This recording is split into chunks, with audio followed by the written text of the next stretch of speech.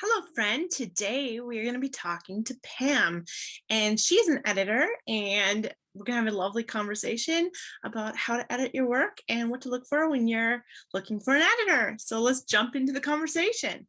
And if you like this video and the other videos that I put out, be sure to subscribe and hit the like button. Can you tell me a little bit about yourself and what kind of books you like to edit, just for someone that might not know about you? Okay, well, my name is Pam Johnson, and I live in Northeast Tennessee.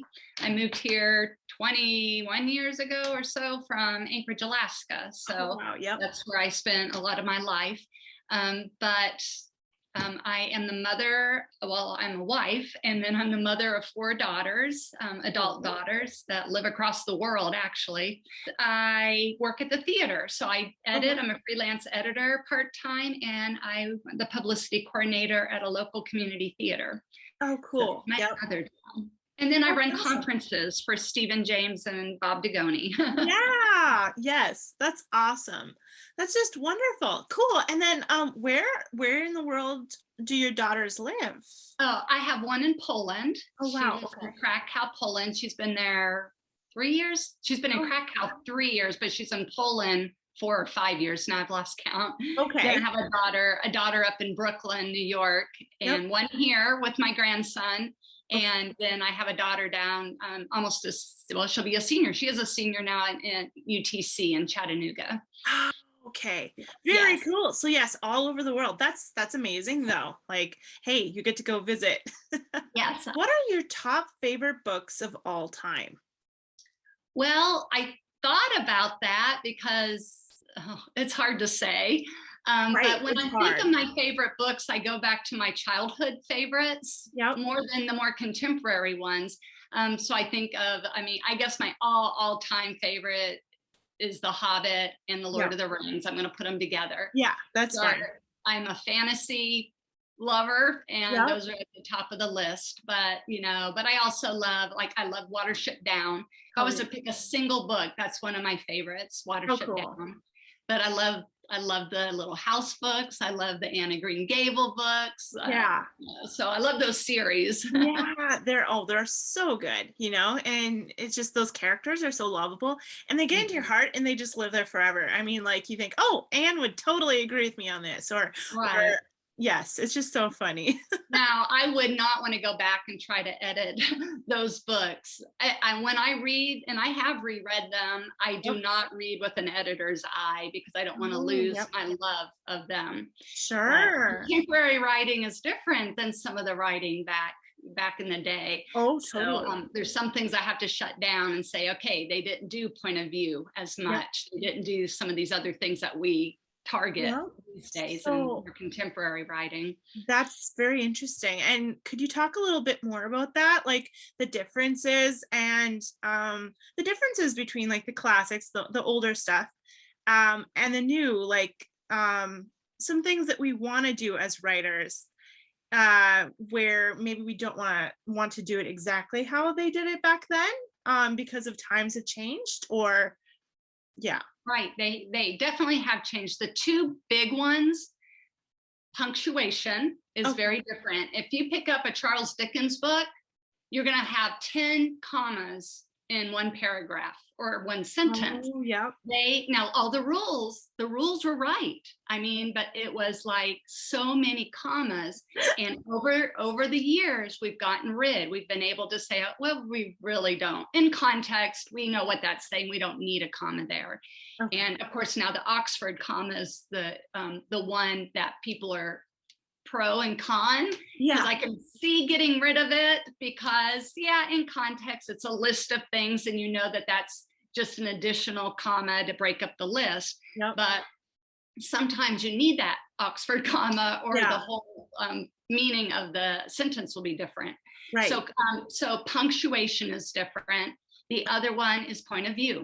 Point of Okay. view is huge because it was basically back in the day, Tolkien, um, Charles Dickens, all of them was more omniscient point of view. Okay. Whereas more modern writing, more contemporary writing, it is a single point of view at a time. And that's just to help with confusion. Otherwise, you don't know who's thinking that or who's saying, sometimes even who's saying that, because they are head hopping. Do you know what head hopping is? Where you're going from one point of view to another within sometimes a paragraph. You can do omniscient POV, but if you're a new writer, I would be careful about it.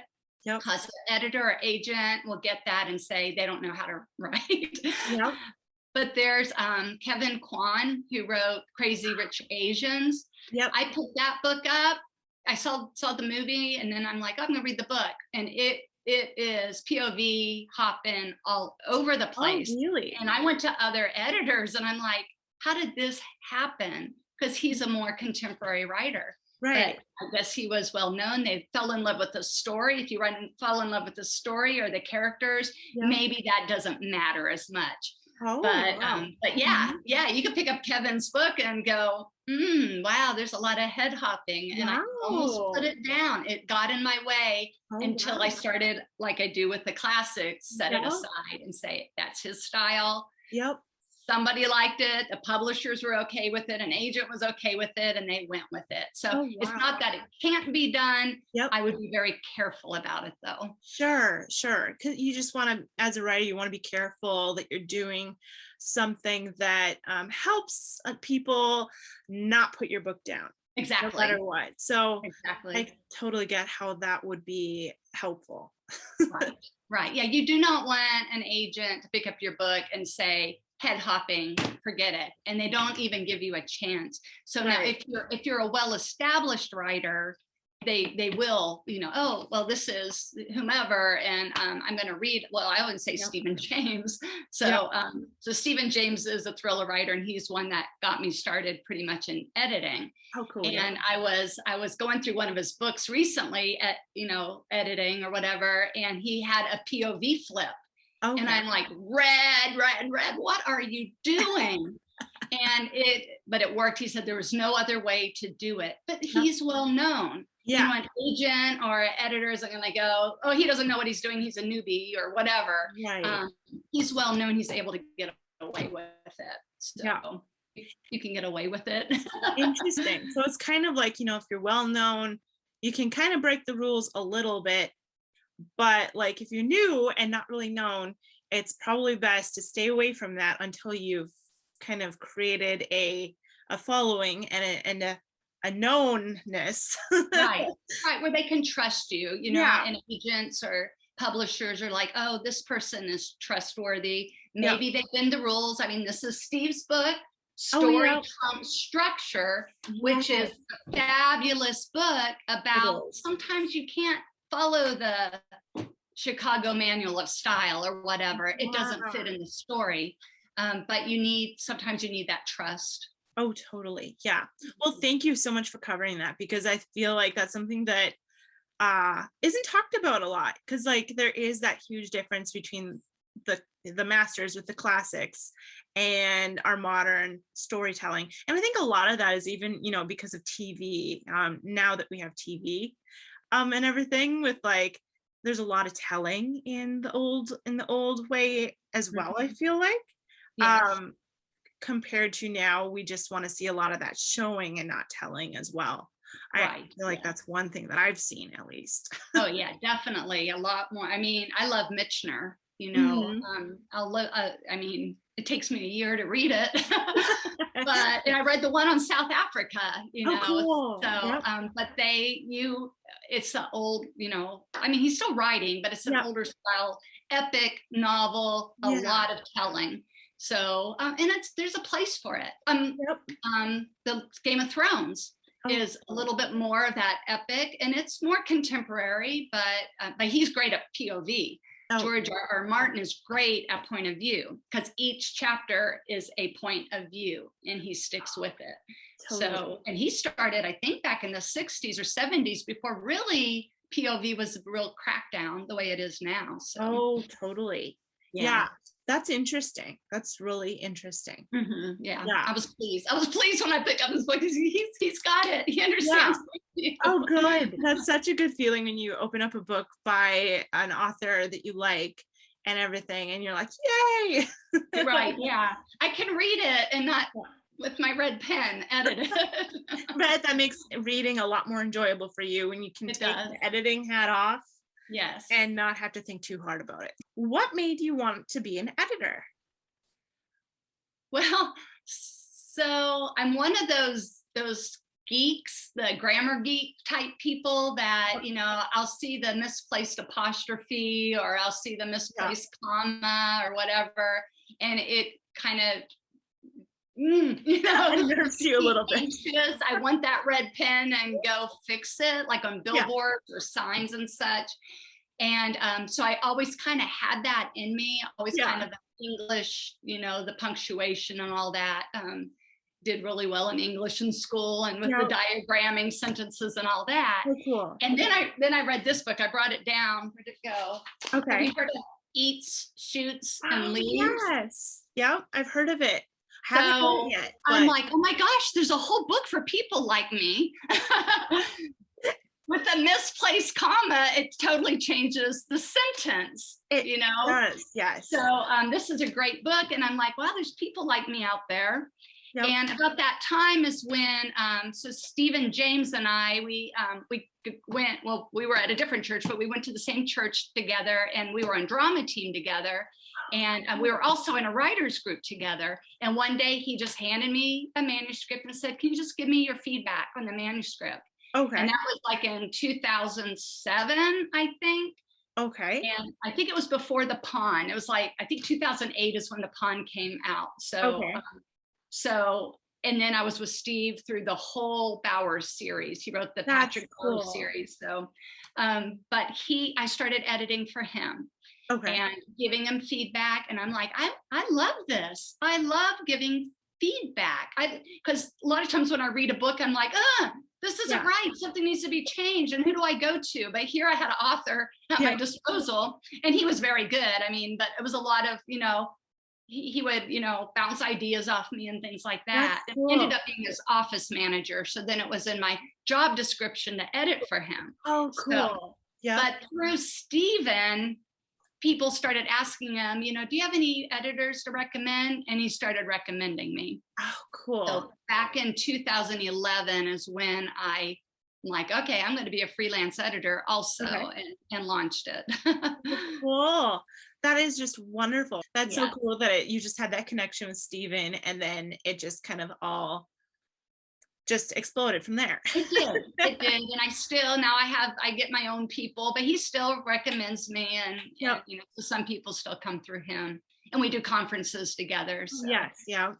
And that's just awesome. Speaking of the conferences, can you just say a little blurb about it? I will definitely share. I did chat with Robert Tigani, and he did mention it as well, but I just figured, since if someone else doesn't see that video, would you like to chat a little bit about your retreats, your workshops that you do? Yes. And how they can find out more about them? Okay, so it's called the Novel Writing Intensive. So you can go to novelwritingintensive.com. Yep. We've been having virtual for the last 2 years, but this next spring in March, hopefully we'll be in Seattle to do a conference there. Cool. So you can get all the information there. There's 2 sessions. There's March 13th through 16th and 17th through 20th. I believe those are the dates. So 2 3-night, 4-day sessions, and they are marvelous, as you know. I totally know. Yeah, I was looking back to see when it was that I went, and I'm like, oh my gosh, it was 2014. Like, wow, oh my word, it's been a while, but it was so good, and I got so much good information from it. And the booklets, like the binders that we got there with all the information, there's been countless times that I've turned back to them to look at the notes that I'd taken, or to read through some of the prompts that were in there, or they've just been super helpful. So I do recommend anyone that's watching this, definitely check out this amazing intensive. It's intense, but it's great. It's really good. It is intense. But Stephen Stephen and Bob are for you. They are for you. They want nothing more than you to succeed. And they both are the most marvelous teachers. And I mean, I've been sitting in their sessions since Steve and I started in 2010. Okay. We started the novel writing intensive, and so here we are 11 years later. Right. And things, the sessions have changed somewhat. We get a lot of repeats. We've probably had 30 or 40 alumni actually come through that keep just wanting to come back. Not that they're not learning anything, but they love learning more. And some of that stuff you just need to get into your brain over and over and over. Right. Just like reminding yourself, because I was talking with another writer about that a while ago, and sometimes the stuff, but then it's like to be told about it again and reminded of it. Sometimes it's like, oh yeah, why am I not using that, or why am I not doing that? Like, I should be doing that. Yeah, I should definitely look at coming again sometime. That would be super fun. I loved it, and I loved it when I went in 2014. So that was super go ahead. We also have 2 virtual, one is a novel writing intensive alumni session, which you should attend.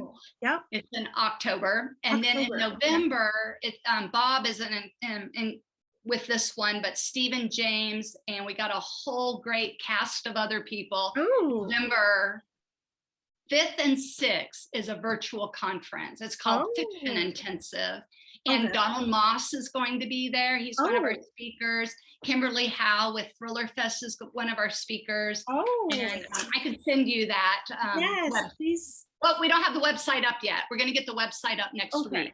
But I think it'll be fictionintensive.com, something like that. Lovely. Yes, please do send me that information, because I would totally be interested in looking at that for myself, but then I'll also share about the ones that I can share below in the description for you too. Okay, that would be great.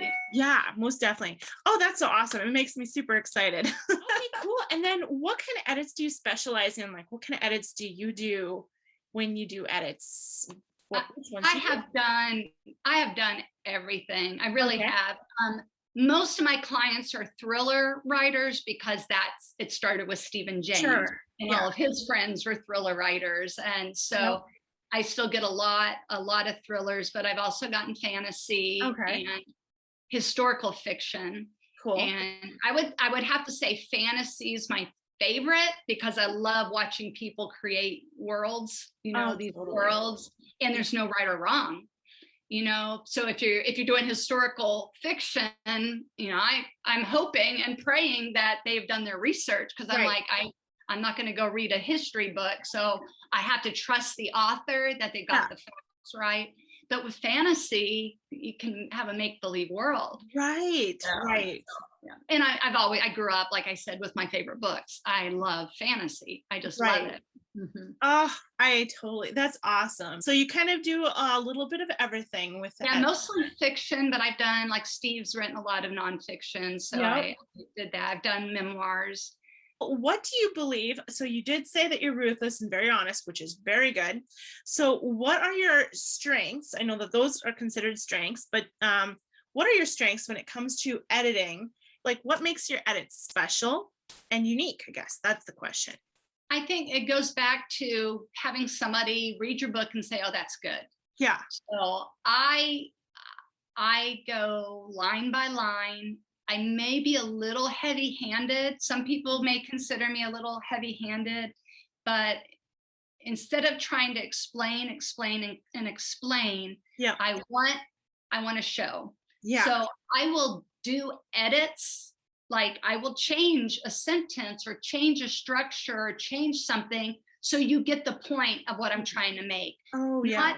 Not that you have to take what I write and do it, but so you can see what I mean. So I try to tell my clients, I may change this, but it's so I'll write a note about what I'm doing. It's so you can see what I'm doing. Oh. So, like, point of view or cause and effect, believability, foreshadowing, any of those things, I may have to actually write it out. And I don't do that throughout the whole book. It's usually the first few chapters, so you kind of understand what I'm getting at. Okay. So if there's a point of view issue and somebody doesn't understand what point of view is, I may go in, change it to explain what point of view is, and then later on in the book I'll just say POV, POV, Oh, yeah. POV. So you know what, you can go back and say, oh, this is what she means by point of view. Oh, Or whatever, believability, foreshadowing, or anything like that. okay. But I'm pretty hands-on. Some people, especially established authors, wouldn't like that.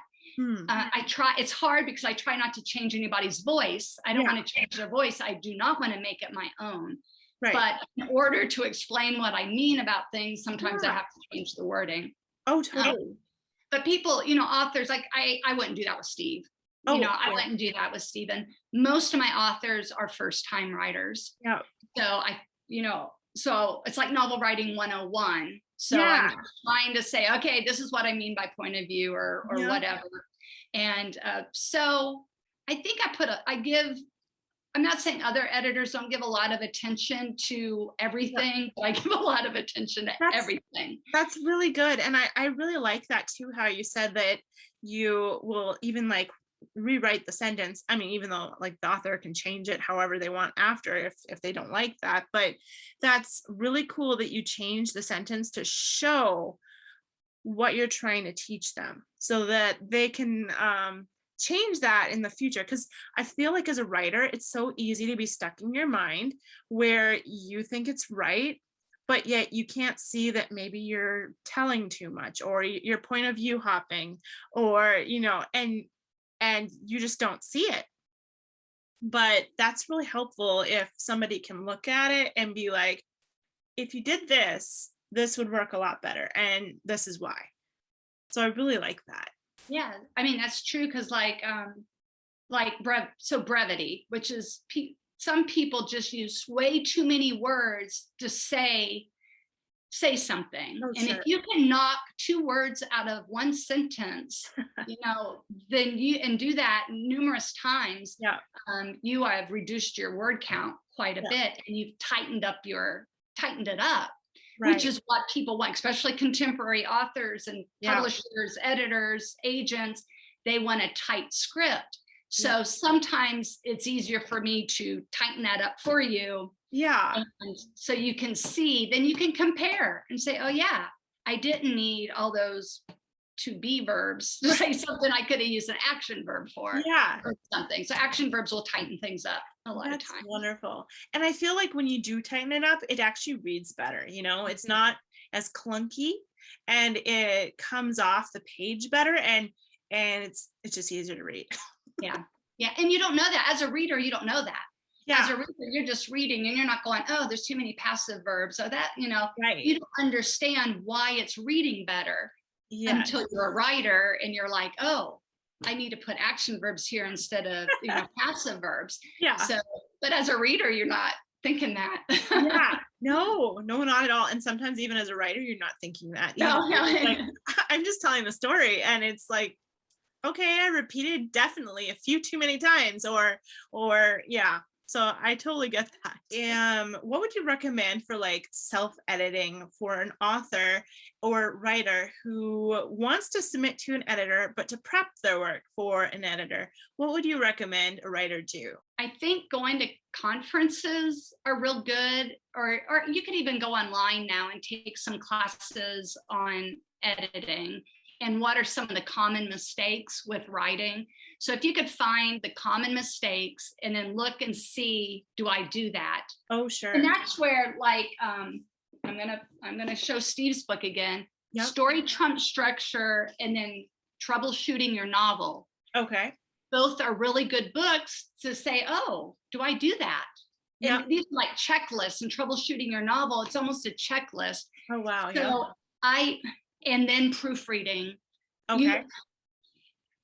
When I get a novel or when I get a manuscript, how do I say this? Proofreading really should be your last thing to do before submitting to a publisher. Okay. But it also needs to be the last thing you do before submitting to an editor.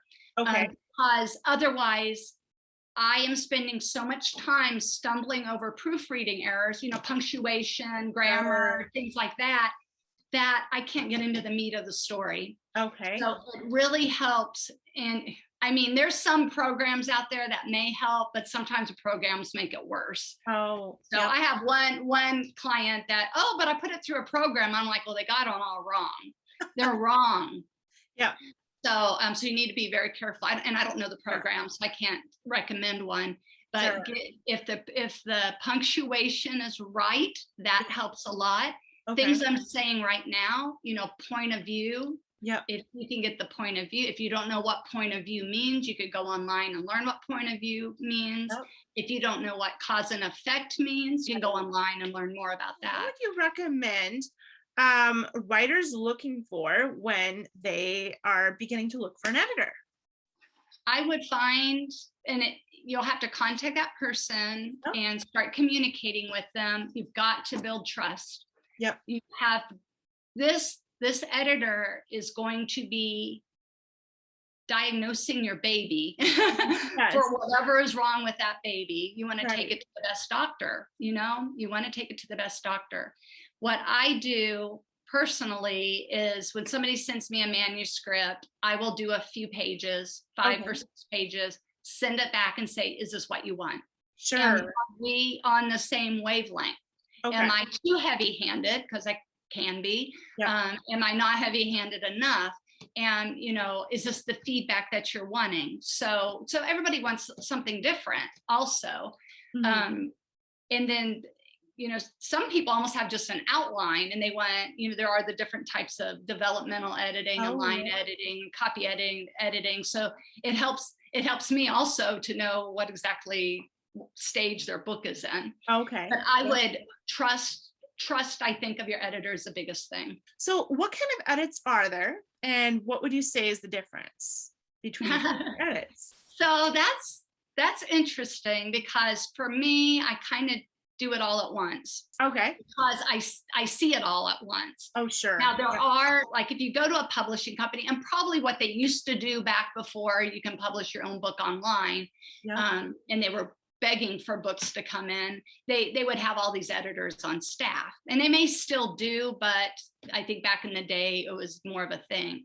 So developmental editing is the big picture, and I'll do that. I will, if people want to just send me an idea, or sometimes I'll just like edit the first 30 pages or something, just to look at the big picture of what's going on. That's I've had clients send me their first 6 chapters and say, I don't know what to do after this. So then we'll work on it together. That's more developmental editing, where we're actually working on the story. Now, I'm an organic writer, and I believe in organic writing. You still kind of need that outline to know that whether your protagonist dies in the end or not. You kind of want to know that, So, but I also don't want to be stuck in on an outline. So, but anyway, so developmental editor can help you with an outline, or with where your book is heading to. And then line editing and copy editing, to me, are a little bit the same. I think copy editing is more the grammar and more almost between line editing and proofreading, or line editing is between developmental and copy editing. Sure. They all kind of blend together. They do. Proofreading is the one different, because that is specifically grammar and punctuation and tenses are not, they're my weakness. My weakness are tenses. If I start thinking about the tenses, I'm like, I'm confused. So tenses are my weakness. I do not like doing the final proofreading of a book. I want somebody else to do that. But I do developmental, and then copy and line editing I kind of do together. Okay, perfect. Cool. And then, so when you do edits, I know that some editors include where they do the edit and they send it to you, and then they will take the next edit and give you feedback on that. How does working with you work? So do you get it, you get their manuscript and then you go over it, and how does it work? Well, what I do, I'll get a manuscript, and sometimes it's just, 10 chapters or 15 chapters. I'll do whatever length they want me to do. Sometimes it's a full manuscript. I have gotten full manuscripts before, edited 5 chapters, and I'm like, you've got to work. You got to take what I've said in this first 5 chapters and work on the rest of the book. Yes. So sometimes it's not ready for an editor, basically. Yeah. Okay. But if it is ready for an editor, yes, I'll get it and I'll edit. I do, because of my other job at the theater, I just do 1 manuscript a month. So I don't take on a lot of manuscripts. So I do 1 a month. Sometimes if they're short, or if it's somebody I've been working with previously, I'll do 2. But so I get it. I work in Word document, and I just put a lot of comments. I put a lot of changes. I send it back to them. Usually it's back and forth. Yep. Sometimes 2 times, sometimes 10 times. Okay. So it's a back and forth thing. And that's where maybe if it was just line editing or just copy editing, I could concentrate on one thing at a time, but it all kind of hits me. Like, oh no, that comment doesn't go there. So then I'm proofreading and no, the tense is wrong. And so. Yeah. That is funny. That's perfect though. Thank you for going over that. I think that it's really interesting to hear what the process is. So thank you.